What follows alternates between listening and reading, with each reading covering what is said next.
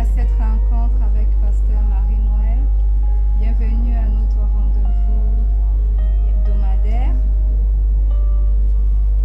Alléluia. C'est un privilège, comme tous les autres vendredis, d'entrer dans sa divine présence. Amen. Et en attendant que les gens commencent à se connecter, je vous souhaite encore la bienvenue. Et je vous rends grâce à ce Dieu merveilleux que nous servons. Je veux lui dire combien de fois il est merveilleux. Je veux lui dire combien de fois il est excellent. Je veux lui dire combien de fois il est magnifique. Je veux lui dire combien de fois il est majestueux. Je veux lui dire combien de fois je le suis reconnaissante pour ses bienfaits dans ma vie et dans ta vie aussi. Je veux lui dire combien de fois il est élevé. Oui Seigneur, nous voulons te dire merci. Merci pour ce soir encore, pour cette rencontre. Merci pour tes bienfaits dans nos vies. Merci parce que nous nous sommes levés, nous avons vaincu à nos occupations. Et voilà, ce soir, nous sommes là pour entrer dans ta présence. Merci pour le sujet que tu as choisi pour édifier ton peuple ce soir. Merci pour cette parole qui sera relâchée et qui apportera certainement du fruit dans la vie de quelqu'un ce soir au nom puissant de Jésus. Merci pour le sang qui a coulé sur la croix de Golgotha. Merci pour le salut des uns comme des autres. Merci pour mon salut. Merci pour moi, ta servante. Merci pour ton Saint-Esprit éternel, mon roi. Merci pour chaque personne qui se connectera ce soir et pour chaque personne qui écoutera un replay. Seigneur, que ta parole est ton chemin dans nos vies. Que ta parole sorte pour transformer. Que ta parole sorte pour apporter de la guérison à quelqu'un. Que ta parole sorte pour apporter du réconfort au nom puissant de Jésus. Amen. Bonsoir une fois de plus, Félix, bienvenue. Oh, aujourd'hui tu es très ponctuel, Félix. Alors une fois de plus, bienvenue. Les autres personnes certainement se connecteront et nous retrouverons. Amen. Et ce soir, nous allons parler d'un sujet. Et le titre du thème de ce soir, c'est Victoire sur l'ennemi. Alléluia. En tant que chrétiens, nous parlons très souvent de l'ennemi. Nous parlons très souvent de ce que l'ennemi fait dans nos vies. Chaque fois qu'on a un souci, on parle de l'ennemi. Chaque fois que nous sommes malades, on parle de l'ennemi. Chaque fois que nous sommes persécutés, on dit que l'ennemi est... que c'est l'œuvre de l'ennemi, n'est-ce pas? Et ce soir, nous allons parler de comment vaincre l'ennemi. Bienvenue à tous ceux qui sont en train de se connecter. Faites un hello sur le chat, s'il vous plaît. Amen. Et l'une des choses que j'aimerais dire d'entrée de jeu, c'est que l'ennemi est réel pour nous en tant que chrétiens et l'ennemi est puissant. Je dirais féroce, il est puissant. Il n'est pas un ennemi à sous-estimer. Alléluia. Et au regard de tout ce que le monde traverse maintenant, au regard de toutes les situations que nous pouvons traverser, si nous n'avons pas des clés pour entrer dans notre victoire, alors nous aurons des jours difficiles, nous aurons des jours sombres, parce que l'ennemi est vraiment à l'œuvre. Bienvenue Gilbert. Alléluia. L'ennemi est vraiment à l'œuvre. Amen. Et nous avons la parole de Dieu qui est l'instrument que nous avons pour pouvoir marcher, pour pouvoir entrer dans nos victoires. Mais malheureusement, nous ne savons pas comment faire pour l'utiliser pour vaincre l'ennemi. C'est un peu comme j'ai un chauffeur avec qui je travaille. Et un jour, il m'a dit, écoute, j'ai acheté une grosse voiture. Et je lui ai dit, écoute, à quoi va te servir cette grosse voiture? Est-ce que tu as les moyens de l'entretenir? Non. De par tes revenus, je ne pense pas que tu aies le moyen de pouvoir entretenir ces voitures. Mais voyez-vous, nous autres chrétiens aujourd'hui, nous avons la parole de Dieu, mais nous ne savons pas comment l'utiliser. Ce chauffeur, quand j'ai vu cette grosse voiture, moi j'ai pensé directement à toutes les charges. Mais il est entré en possession d'une voiture et il savait comment utiliser cette voiture. Alléluia. Et quand il m'a déroulé son plan d'action derrière cette voiture, j'ai dit waouh. J'étais très loin d'imaginer que tu pouvais t'acquérir ce type de voiture et que tu pouvais la rendre rentable, aussi rentable que ça. Amen. Donc, nous avons de nos jours, nous sommes en possession de toutes les clés de victoire contre nos ennemis. Mais malheureusement, nous ne savons pas comment utiliser ces clés. Nous ne savons pas comment utiliser la parole de Dieu. Nous ne savons pas comment prendre autorité à partir de la parole de Dieu. Et parce que l'ennemi sait que nous ne savons pas comment utiliser la parole de Dieu, alors il nous coince aussi bien physiquement que spirituellement. Amen. C'est l'occasion pour moi, nous allons lire notre premier livre. Dans le premier livre ce soir, nous allons ouvrir nos Bibles dans le livre de Psaume, Psaume 91, le verset 13. J'espère que tu as ta Bible ce soir. Tu peux juste prendre les versets et après tu vas les reparcourir. Amen. Dans Psaume 91, verset 13, il est écrit: Tu marcheras sur le lion et sur l'aspic. Tu fouleras le lionceau et le dragon. Amen. Maintenant, j'aimerais également qu'on ouvre nos Bibles dans 2 Corinthiens, le chapitre 4, le verset 4. Bienvenue à tous ceux qui se connectent. Je vois beaucoup de personnes connectées. Est-ce que vous pouvez juste vous signaler sur le chat, s'il vous plaît? 2 Corinthiens 4, le verset 4 dit: Pour les incrédules dont le Dieu de ce siècle a aveuglé l'intelligence, afin qu'ils ne vissent pas briller la splendeur de l'évangile, de la gloire de Christ, qui est l'image de Dieu. L'apôtre Paul dit dans ce verset que Satan est le Dieu de ce siècle. En d'autres termes, il est le Dieu de ce monde. Alors, vu sur cette manière, qui se cache derrière toutes les vagues de crimes que nous pouvons voir dans ce monde aujourd'hui? Satan. Bienvenue, Chantal.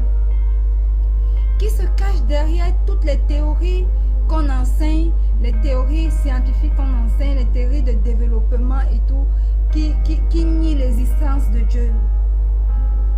C'est Satan. Qui se cache derrière les faux enseignements? Satan. Qui se cache derrière toutes ces maladies qui sévissent dans ce monde? À peine on a trouvé un vaccin pour soigner, pour pallier à une maladie, qu'une autre est venue.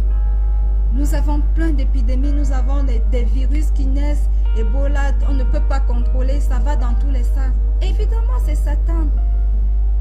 Alléluia. Qui est derrière toutes nos afflictions, que ce soit dans nos vies familiales, que ce soit dans nos environnements professionnels, que ce soit dans nos relations, que ce soit dans nos mariages. C'est Satan. Qui se cache derrière l'esprit de servitude, qui semble avoir lié beaucoup de chrétiens aujourd'hui. Encore Satan. Encore lui, qui se cache derrière les ténèbres de nos vies. Un seul nom, Satan. Quand nous parcourons si nous égrenons le chapelet de tout ce qui se passe dans ce monde, nous allons nous rendre compte que tous les malheurs, toutes les afflictions, toutes les souffrances ont une seule origine, Satan. Et c'est lui dans toutes ses œuvres qui essaye de nous vaincre. C'est lui dans toutes ces mauvaises œuvres qu'il a établies sur la terre parce qu'il est le Dieu de ce siècle qui essaye de voler notre victoire. Alléluia. Alors, nous, en tant que chrétiens, qu'allons-nous faire? Est-ce que nous allons simplement capituler? Est-ce que nous allons simplement nous avouer vaincus? Est-ce que nous allons seulement lever les mains et dire, voilà, Satan, tu es très fort. Vraiment, nous avouons que tu as gagné. En subissant simplement tous les événements qu'il nous fait subir, que ce soit la maladie, que ce soit la pauvreté, que ce soit les oppressions, que ce soit les afflictions, que ce soit la pression, les stress. Est-ce que l'attitude que nous devons adopter, c'est juste de dire, voilà Satan, tu as gagné, nous acceptons notre défaite? Non, non, alléluia, non. Il n'est nullement question pour nous en tant que chrétiens d'accepter d'être vaincus par notre ennemi. Pourquoi? Parce que Jésus l'a vaincu une fois pour toutes sur la croix du Calvaire. Il est écrit dans la parole de Dieu qu'il a dépouillé les dominations. Ouvrons-nous dans Colossiens 2,15. C'est un verset que nous tous nous connaissons. Alléluia. Hello Suzanne. Welcome. Colossiens 2, le verset 15. Il est écrit, il a dépouillé les dominations et les autorités et les a livrées publiquement en spectacle, en triomphant d'elles par la croix. Alléluia. Le Seigneur Jésus a déjà vaincu. Il a vaincu toutes ces dominations. Il a vaincu toutes ces autorités. Il a vaincu le Dieu de ce siècle en les livrant publiquement à la croix. Amen. Alors, si Jésus l'a vaincu, alléluia, si Jésus a vaincu Satan, le Dieu de ce siècle, ça signifie quoi? Il ne l'a pas vaincu pour lui. Oh non, Jésus n'avait pas besoin de vaincre l'ennemi pour lui, mais il a vaincu pour nous. Il s'est substitué à nos places, sur la croix de Golgotha, afin que nous puissions, par sa victoire, nous puissions avoir la victoire sur l'ennemi. Afin que par sa victoire, nous puissions avoir la victoire sur toutes nos afflictions. Afin que par sa victoire, nous puissions avoir la victoire sur les maladies. Afin que par sa victoire sur la croix, nous puissions avoir la victoire sur la pauvreté, sur toutes les œuvres de l'ennemi. Alléluia. Et comme nous l'avons lu dans Somme 91, au verset 13, permettez-moi encore de le lire. Somme 91, verset 13. Tu marcheras sur le lion et sur l'aspic. Tu fouleras le lionceau et le dragon. Le lion, l'aspic, le dragon, le lionceau, tous ces mots, ces animaux symbolisent quoi? Symbolisent le diable. Et là on a parlé, tu marcheras sur le lion. Toutefois, la Bible parle de deux types de lions. Il existe un autre lion. Il existe un lion physique et il existe le lion de la tribu de Juda qui symbolise le Christ. Le lion physique ici cité, au même titre que l'aspic, le lionceau, le dragon symbolise l'ennemi, symbolise le diable, symbolise Satan et toute sa cohorte de démons. Alléluia. Et est-ce que vous avez déjà pris un seul jour le temps de chercher la signification de Judas? Si vous l'avez fait, vous allez vous rendre compte que le mot hébreu Judas signifie quoi? Signifie louange. Et la Bible dit qu'il est le lion de la tribu de Judas. À l'autre terme, il est le lion de la tribu des louangeurs. Il est le lion de la tribu de ceux qui le louent. La Bible dit que le Seigneur siège au milieu de la louange de son peuple. Alléluia. Si nous ouvrons nos Bibles dans le livre d'Actes, Actes le chapitre 16, le verset 25.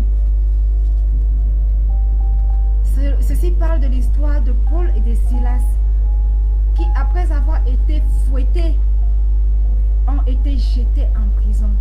Et dans Actes, le chapitre 16, le verset 25, il est écrit, laissez-moi retrouver ce verset, je vais le lire rapidement.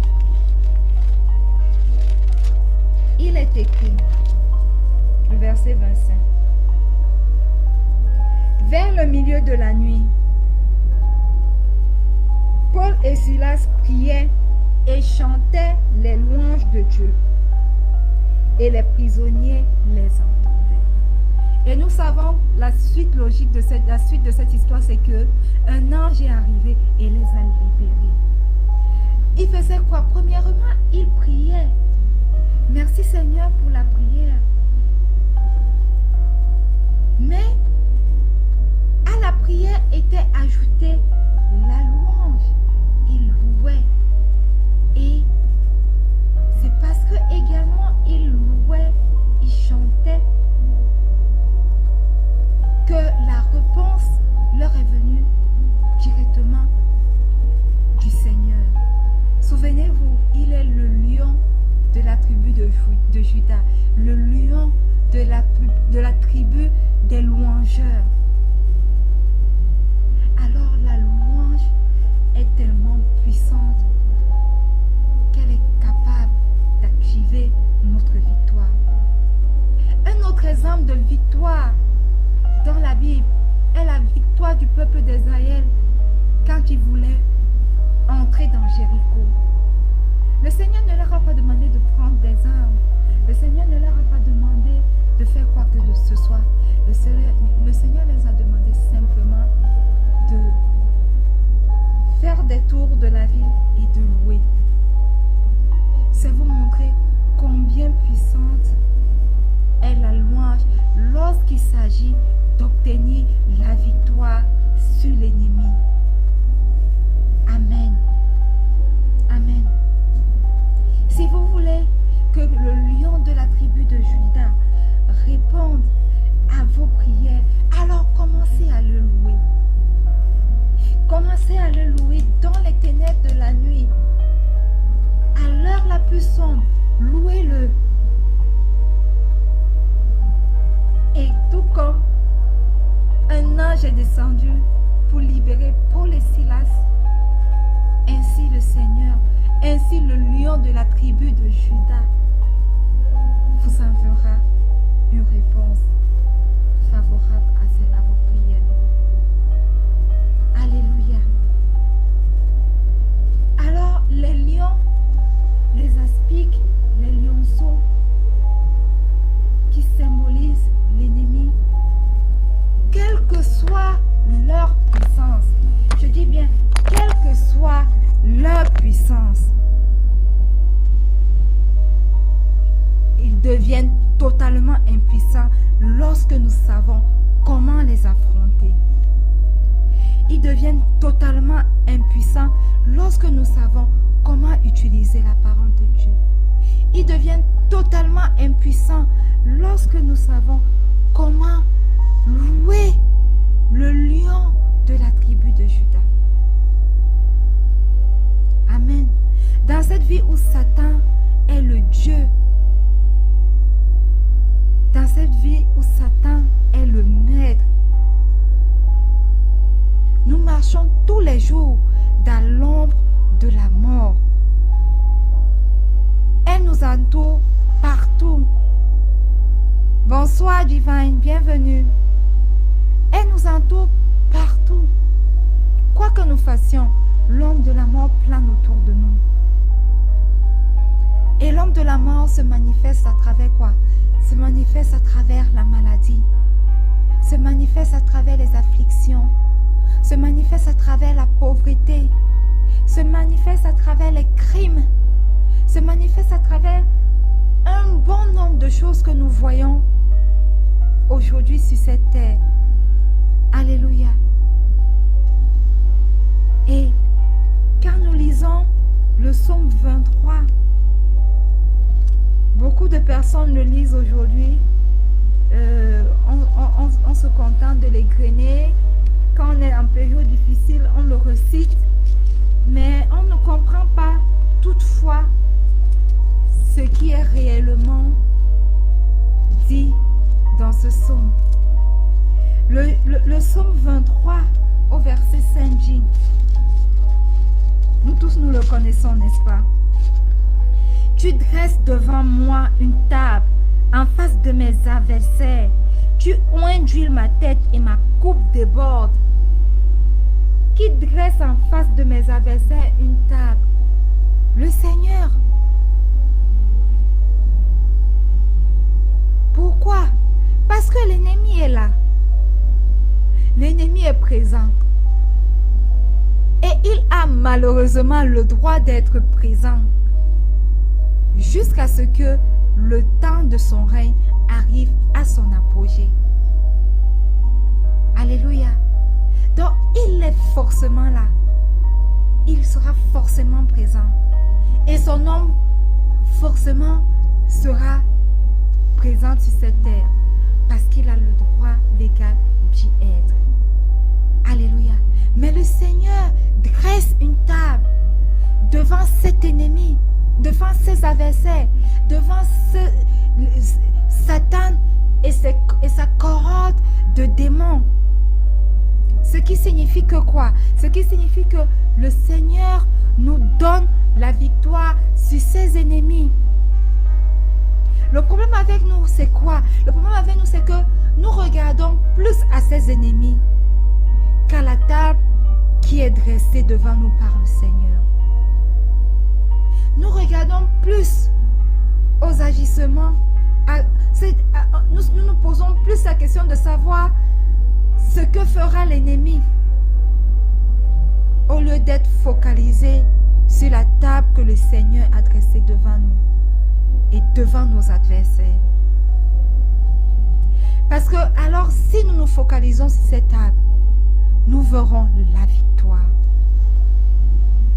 Nous verrons la victoire non pas sur un démon, mais nous verrons la victoire sur toutes les puissances de l'ennemi. Et quand je dis toutes, je dis bien toutes les puissances de l'ennemi. Tu dresses devant moi une table en face de mes adversaires. Le psalmiste n'a pas dit en face de mon adversaire, il a dit en face de mes adversaires. Ça veut dire du plus petit au plus grand. Des lionceaux aux lions. Tu dresses devant moi une table. Tu me donnes la victoire sur ses adversaires. Tu me donnes la victoire sur ses ennemis. Alléluia. Et la Bible dit que quoi? Que tu marcheras sur tes ennemis. Tu les fouleras aux pieds. Amen. Ouvrons nos livres dans Luc 10. C'est encore un verset que nous connaissons tous et que nous avons l'habitude de vraiment côté constamment. Luc 10, verset 19 qui dit quoi? Voici, je vous ai donné le pouvoir de marcher sur les serpents et les scorpions et sur toute la puissance de l'ennemi, et rien ne pourra vous nuire. Alléluia. Alléluia. Bien-aimés, sachez que le Seigneur nous a donné la victoire.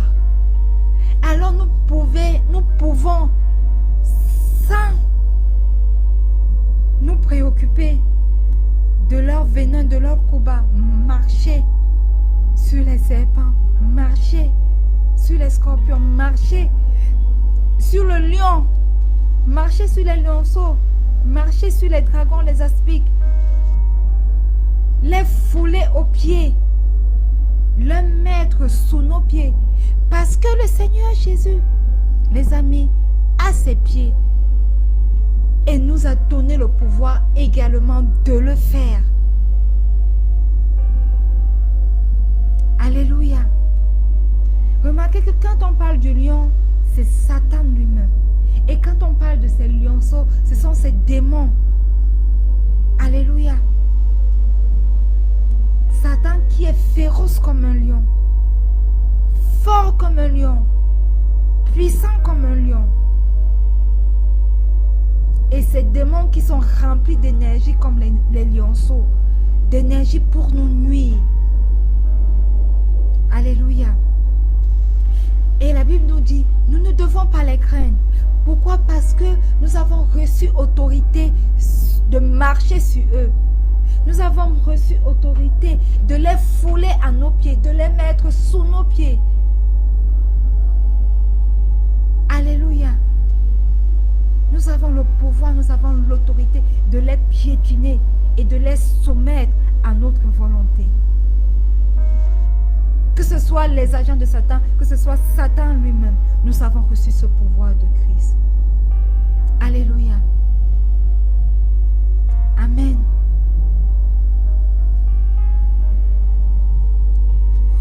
J'aimerais nous inviter à lire un autre verset pendant que nous sommes en train d'arriver à la fin de cette exhortation. Ouvrons nos livres dans le livre de Marc.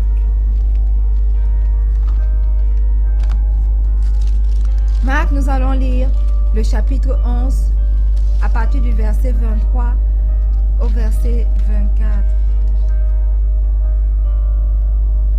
Il est écrit: je vous le dis en vérité, si quelqu'un dit à cette montagne, ôte-toi de là et jette-toi dans la mer, et s'il ne doute point en son cœur, mais croit que ce qu'il dit arrive, il le verra s'accomplir.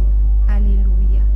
C'est pourquoi je vous dis, tout ce que vous demanderez en priant, croyez que vous l'avez reçu et vous le verrez s'accomplir.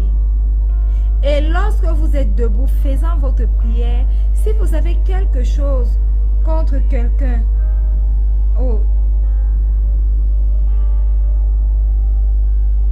bon, je n'ai pas besoin d'arriver jusqu'au verset 25. C'est pourquoi on s'arrête au verset 24. C'est pourquoi je vous dis, tout ce que vous demanderez en priant, croyez que vous l'avez reçu et vous le verrez s'accomplir. Alléluia. Cela interpelle déjà à notre foi parce qu'on dit, croyez que ce que vous demanderez en priant, que vous l'avez reçu. Alléluia. Si nous voulons avoir la victoire sur l'ennemi, croyons que cette victoire-là, nous l'avons déjà reçue. Pendant que nous prions, croyons que cette victoire, nous l'avons déjà reçue. Croyons que cet ennemi-là, parce que la Bible déclare que nous le piétinons, croyons que réellement nous le piétinons et nous allons voir que nous allons réellement le piétiner. Nous allons réellement marcher sur lui. Ne nous contentons pas seulement de lire tous ces versets pour nous motiver quand nous sommes en période de détresse, quand nous avons besoin de motivation. Alors nous égrenons ces versets-là pour nous motiver, mais sans toutefois réellement y croire. Parce que nous pouvons connaître tous ces versets, Mais si nous ne croyons pas à la parole de Dieu qui est esprit et vérité, alors cela ne s'accomplira pas. La Bible dit que Christ les a vaincus. Les a vaincus à la croix. Et parce que Christ les a vaincus à la croix, alors nous-mêmes nous les avons vécus. Si nous ne croyons pas en cela, si nous doutons, alors sachons que nous sommes la proie de Satan et de tous ses démons.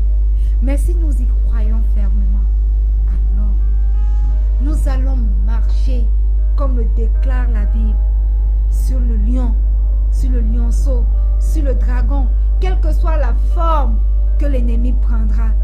Sur la maladie, nous allons marcher. Sur la pauvreté, nous allons marcher. Quelle que soit la forme qu'il prendra, nous, parce que nous avons lu cette parole, nous l'avons, nous la sommes appropriée, nous aurons la victoire. Alléluia. Et dans ce processus de notre victoire sur l'ennemi, bien aimé, c'est très important. Je dis bien, il est très important d'avoir la foi. Pourquoi il est important d'avoir la foi? Parce que, on ne peut être sauvé sans la foi. Je vais vous citer simplement ces versets, on n'aura pas le temps de les lire. Vous allez les lire simplement à la maison. C'est au moyen de la foi que nous sommes sauvés. Et ça, nous pouvons le lire dans Éphésiens 2, le verset 8. 2. Pourquoi c'est important que nous ayons la foi pour entrer dans notre victoire complète? Parce que nous ne pouvons pas entrer dans la voie chrétienne, dans la vie chrétienne, sans foi. Parce que la Bible déclare dans 2 Corinthiens 5, le verset 7, que nous ne marchons pas par la foi. Une fois que nous sommes en Christ, nous ne marchons pas, nous marchons par la foi et non par la vue. Alléluia. Une fois que nous sommes engagés dans le Christ, une fois que nous sommes engagés à vivre selon sa parole, alors nous marchons par la foi et non par la vue, et non par ce que nous voyons, et non par ces états de pauvreté que nous voyons, et non par les problèmes que nous voyons, et non par les maladies que nous voyons. Oh non, ce ne sont pas ces maladies, ce ne sont pas ces problèmes, ce ne sont pas toutes ces afflictions que nous voyons qui nous dirigent. C'est uniquement la parole de Dieu. Alléluia. Amen. Troisièmement, nous ne pouvons pas vivre pour Dieu ni le servir sans la foi. Je vous invite à ouvrir vos Bibles dans Galates 2, le verset 20 à la maison. Après, lisez. Nous ne pouvons pas vivre pour Dieu sans la foi. Quatrièmement, si nous voulons être vainqueurs dans ce que nous faisons, si nous voulons élever des prières qui seront entendues et qui vont nous apporter la victoire, sachant que nos prières ne sont pas entendues par le Père si nous n'avons pas la foi. Si nous n'avons pas la foi que ce que nous demandons, il va nous l'accorder, alors c'est en vain que nous prions. Alléluia. Voilà pourquoi il dit dans Marc 11, le verset 24 que nous venons de lire.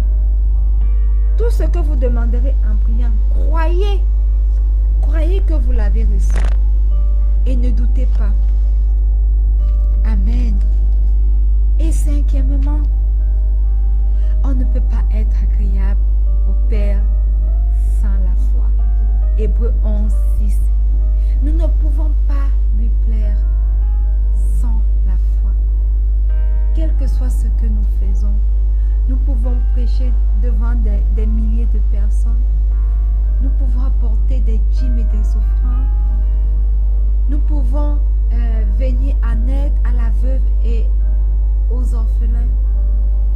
Mais sachant que si nous n'avons pas foi en lui, toutes ces œuvres sont vaines, toutes ces œuvres sont mortes. C'est uniquement au moyen de la foi que nous sommes agréables au Père. Amen. Alléluia. Et nous allons lire l'un des derniers versets que nous allons parcourir ce soir. Amen.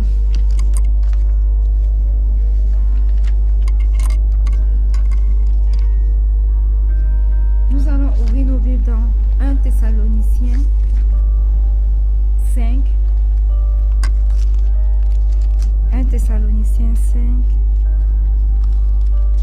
Voilà. 1 Thessaloniciens 5, nous allons lire à partir du verset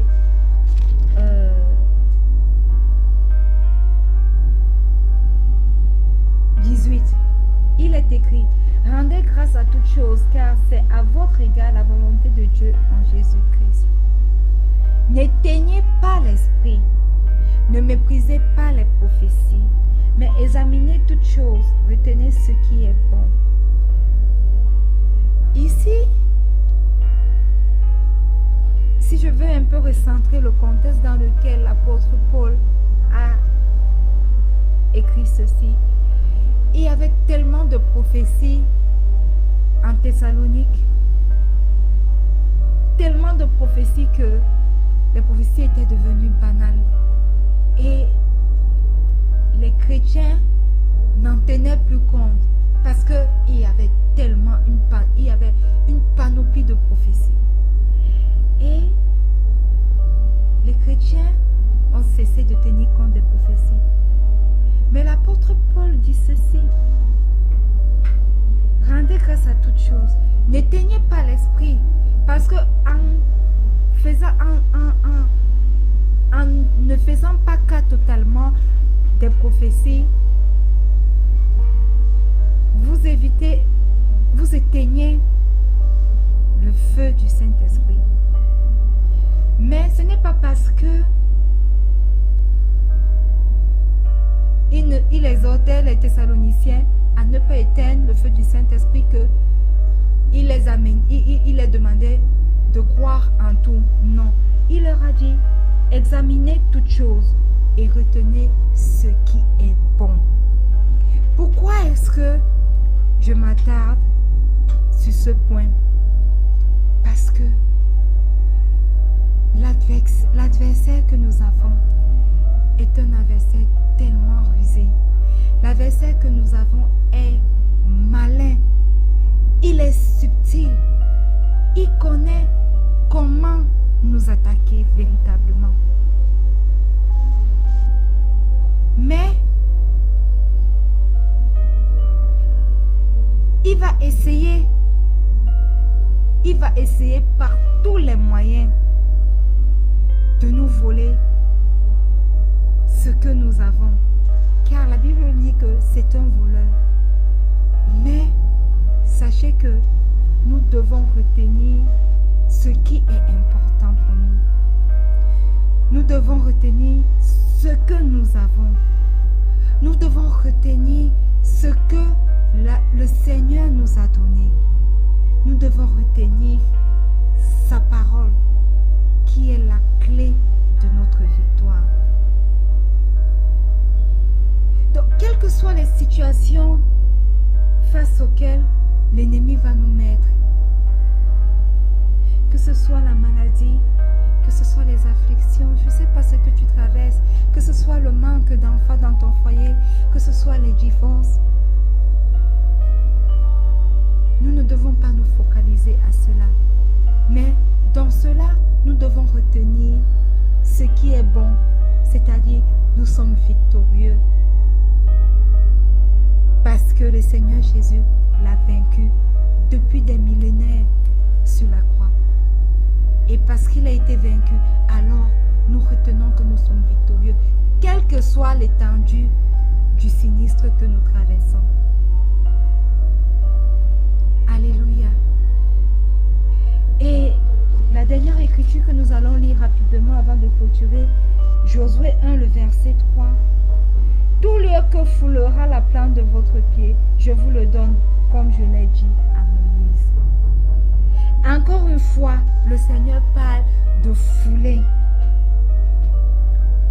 Tout lieu que la plante de nos pieds foulera, alors il nous donne ce lieu en possession. Vous savez, les chrétiens pensent que quand la maladie arrive, écoutez, j'ai prié et puis ça va. Quand l'affliction arrive, j'ai prié et puis ça va. La Bible nous demande d'aller prendre possession. C'est disponible, mais nous devons entrer en possession de ce qui nous appartient, de ce que nous voulons. Si nous voulons avoir la victoire sur l'ennemi, nous devons aller. La victoire est disponible parce que Christ l'a rendu disponible pour nous sur la croix. Mais nous avons quelque chose que nous devons faire. Nous devons entrer en possession de cette victoire. La terre promise n'était pas une promesse pour Israël. Si. Théoriquement parlant, on aurait pu dire que parce que le Seigneur leur a dit, je vous donne Canaan, je vous donne telle terre, je vous donne telle terre, c'est la vôtre. Mais Israël devait faire quelque chose. Israël devait entrer en possession de cette terre. C'est seulement en entrant en possession qu'ils auraient pu avoir la victoire. C'est la même chose pour nous aujourd'hui. Quelle que soit la situation que tu traverses, si tu n'entres pas en possession de la victoire que Christ a rendue disponible pour toi sur la croix, pour pouvoir fouler de tes pieds l'ennemi, pour pouvoir entrer en possession de ce qui t'appartient, pour pouvoir le vaincre. Si tu n'entres pas en possession, je suis désolée de te le dire, tu ne vaincras pas. Je suis désolée de te le dire. L'ennemi aura le dessus sur toi. Au lieu que toi tu aies le dessus sur lui, il aura certainement le dessus sur toi. Parce que tu n'es pas entré en possession de ta victoire. La Bible dit que de riche, il est devenu pauvre afin que nous puissions devenir riches. Et nous connaissons tout ceci. Mais qu'est-ce que nous faisons pour pouvoir entrer en possession de cette richesse? Il ne nous suffit pas seulement de le déclarer, mais il suffit de prendre une action pour pouvoir entrer en possession, pour pouvoir vaincre cette pauvreté. Alléluia.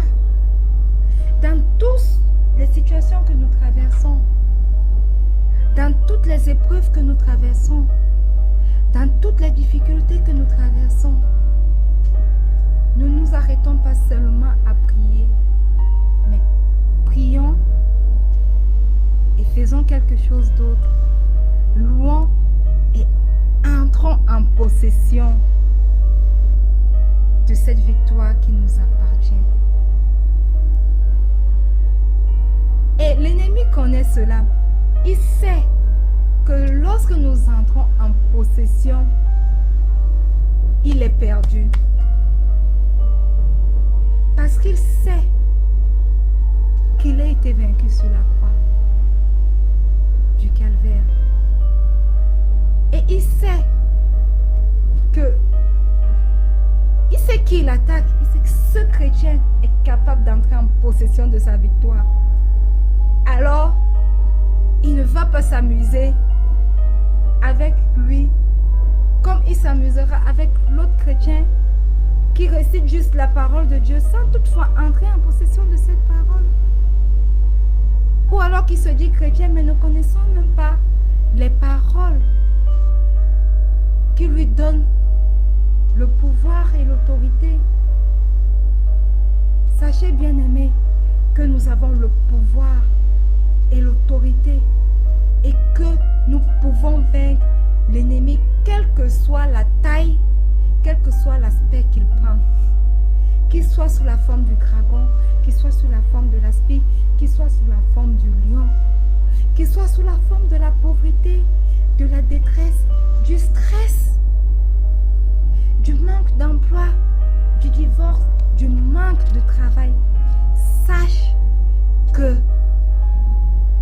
tu as le pouvoir et l'autorité d'entrer en possession de ta victoire au nom puissant de Jésus. Alléluia. Amen. J'espère que cette exhortation a motivé ou alors a apporté un encouragement à quelqu'un ce soir qui traverse par l'ombre de la vallée de la mort, qui traverse des situations difficiles et qui est resté longtemps focalisé sur ces situations, qui est resté longtemps focalisé sur cet homme de la mort, longtemps focalisé sur l'ennemi qui sera forcément toujours présent, au lieu de se focaliser sur la table qui a été dressée pour lui, car sur la table il y a la victoire. J'espère que à partir de ce soir, nous allons entrer en possession de notre victoire et marcher sur cet aspic qui gouverne, qui règne sur nos vies. Marcher sur cet ennemi, marcher sur ces adversaires, les piétiner, les fouler de nos pieds. Au nom puissant de Jésus. Alors si tu es connecté ce soir, que tu sois né de nouveau ou pas, j'aimerais simplement que tu répètes cette prière avec moi. Dis simplement, Seigneur Jésus, je viens à toi tel que je suis. Je reconnais que tu es mort sur la croix de Golgotha pour mes péchés. Je reconnais que ton sang a coulé afin que je puisse être sauvé. Ce soir, écris mon nom dans le livre de vie afin que demain je puisse être au paradis avec toi. Satan, écoute et écoute-moi bien. Je ne t'appartiens plus à partir de ce soir. J'appartiens à Jésus. Au nom puissant de Jésus. Amen. Alléluia. Bien-aimés, nous sommes arrivés au terme de cette soirée. Nous sommes arrivés au terme de cette rencontre. Alléluia. Je prie, étends ta main vers moi. Étendez vos mains vers moi. Je prie qu'à partir de ce soir, nous puissions nous revêtir de tout le pouvoir et de toute l'autorité que le Seigneur Jésus nous a donné et que nous puissions entrer en possession de notre victoire pour pouvoir marcher sur tous ces ennemis présents dans nos vies au nom puissant de Jésus. Quelle que soit la forme que tu as pris pour nous nuire, quelle que soit la forme que tu as pris dans nos vies pour nous nuire, à partir de ce soir, nous entrons en possession de notre victoire. Nous prenons autorité, nous entrons en possession de notre victoire et nous t'écrasons, nous te piétinons au nom puissant de Jésus. Amen. Si tu as foi que tu es entré en possession de ta victoire, ce soir, dis simplement un grand Amen. Tape un grand Amen sur le forum et entre, bien-aimé, en possession de ta victoire. Alléluia. Sache qu'il a vaincu une fois pour toutes. Le Seigneur Jésus l'a vaincu une fois pour toutes et l'ennemi est KO. Une fois que tu prends autorité et que tu entres en possession de ta victoire, il est KO. Il ne peut rien contre toi. Il ne peut rien contre toi, ça je peux te l'assurer. Amen. Alors, nous sommes arrivés au thème de cette rencontre. Soyez bénis. Rendez-vous pour la semaine prochaine, lorsqu'il sera 19h pour une autre rencontre. N'hésitez pas à partager. Si vous voulez, si vous avez des questions, quelque chose que vous n'avez pas bien compris, n'hésitez pas à m'écrire, n'hésitez pas à poster un chat. Alléluia. Soyez bénis. Bienvenue, Alvin, sois béni. Je reste votre humble servante, le pasteur Marie-Noël. Shalom.